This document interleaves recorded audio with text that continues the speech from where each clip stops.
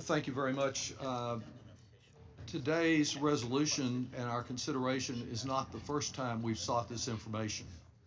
On February 5th, every Democrat on this committee wrote to the Secretary of the Treasury, Mr. Besant, and the Acting Commissioner, Mr. O'Donnell, at the Internal Revenue Service, and asked for the same information we are seeking today. Very same facts that we sought from them over a month and a half ago.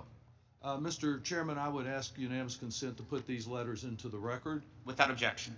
And as Ms. Chu just pointed out, the next day, February the 6th, after a meeting with Speaker Johnson, they affirmed in their letter, Ms. Chu and Ms. Moore, members of this committee, that they were looking forward to having Mr. Musk here and others from DOGE, because we had an oversight committee set for a meeting to explore these matters. We're promised that witness would appear.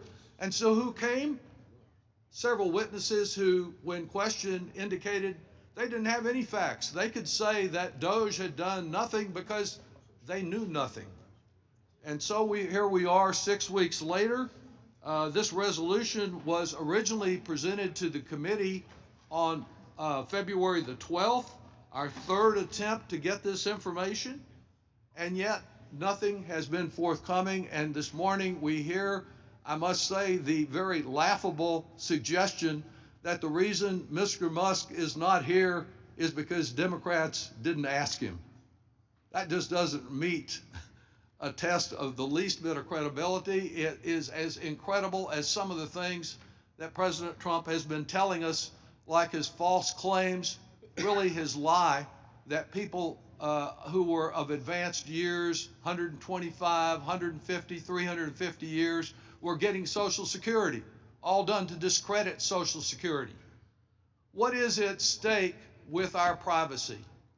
Well, Mr. Schneider pointed out that one of the issues here is the danger of identity theft, a serious danger that many Americans have experienced, the horror of having their identity stolen and finding out they have to undo everything that affects their life because this has happened. And here we have a group of musketeers who couldn't even protect their own website from being hacked, and yet they may have access to extensive private information. The second concern I've raised is about tax payments, that people in my district and across the country are submitting far fewer tax returns than they did last year this time, because many of them are concerned that their data will be exposed. And privacy overall. There was a time that the Republican Party cared about the privacy of individual Americans, thought that government overreach was a problem, opposed to national identification cards and other ways that might be intrusions on Americans. Well, let me tell you what data Musk and the Musketeers were accessing.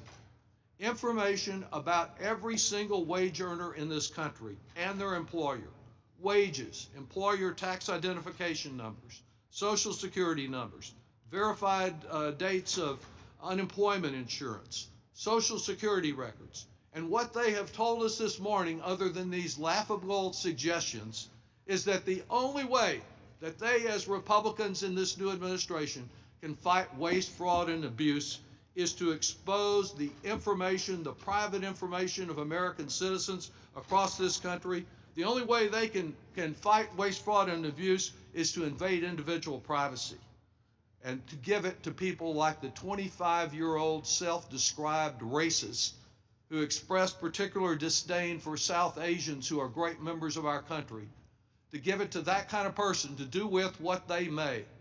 That is wrong, and this resolution of inquiry does not slow the effort of fighting waste, fraud, and abuse. It does advance the effort of protecting the privacy of every single American, and I urge its adoption.